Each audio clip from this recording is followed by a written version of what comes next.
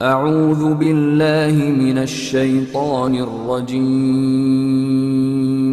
بسم اللہ الرحمن الرحیم۔ ہم عنقریب کافروں کے دلوں میں تمہارا رعب بٹھا دیں گے کیونکہ اللہ کے ساتھ شرک کرتے ہیں جس کی اس نے کوئی بھی دلیل نازل نہیں کی، اور ان کا ٹھکانہ دوزخ ہے، وہ ظالموں کا بہت برا ٹھکانہ ہے۔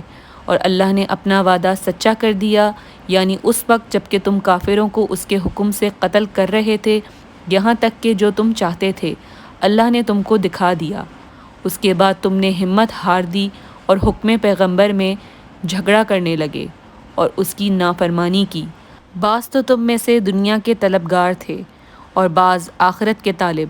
اس وقت اللہ نے تم کو ان کے مقابلے سے پھیر کر بھگا دیا تاکہ تمہاری آزمائش کرے، اور اس نے تمہارا قصور معاف کر دیا، اور اللہ مومنوں پر بڑا فضل کرنے والا ہے۔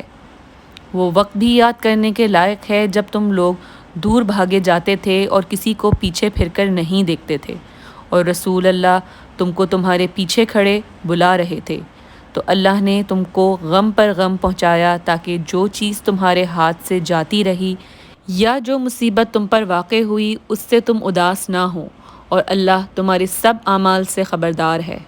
پھر اللہ نے غم و رنج کے بعد تم پر تسلی نازل فرمائی، یعنی نیند، کہ تم میں سے ایک جماعت پر طاری ہو گئی، اور کچھ لوگ جن کو جان کے لالے پڑ رہے تھے اللہ کے بارے میں ناحق ایام کفر کیسے گمان کرتے تھے، اور کہتے تھے بھلا ہمارے اختیار کی کچھ بات ہے؟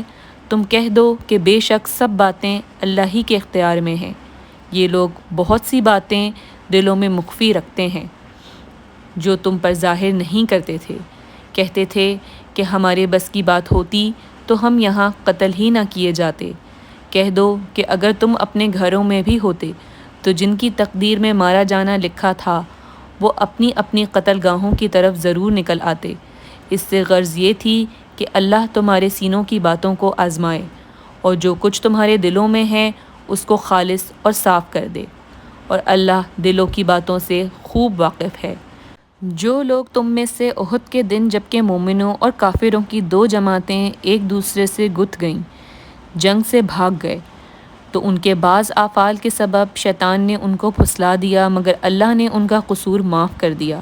بے شک اللہ بخشنے والا اور بردبار ہے۔ صدق اللہ العظیم۔